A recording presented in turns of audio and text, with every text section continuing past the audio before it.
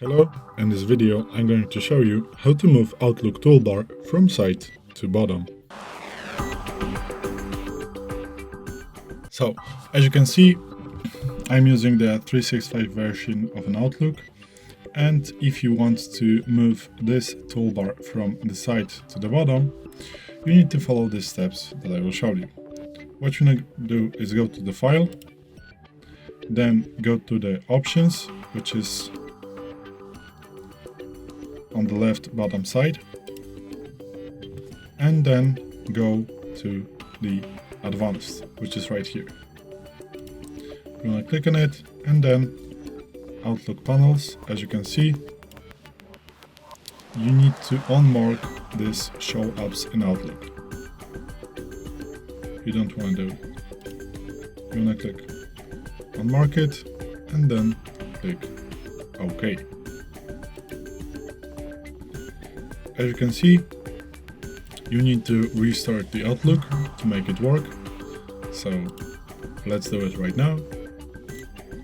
We just want to close and then open the Outlook again. And now, as you can see, we do not have no more the toolbar on the left side. It is right here. So we have calendar, mail, people, and checklist. And as you can see, we have these navigation options, and we have here maximum numbers of visible items. If we do this we're gonna see the files, the back option, and something like that.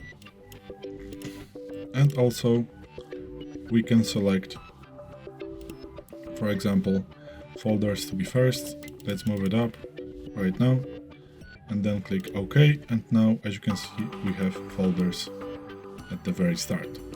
So this is it. This is how you move a toolbar from side to the bottom. Thanks for watching. I hope this video helped you.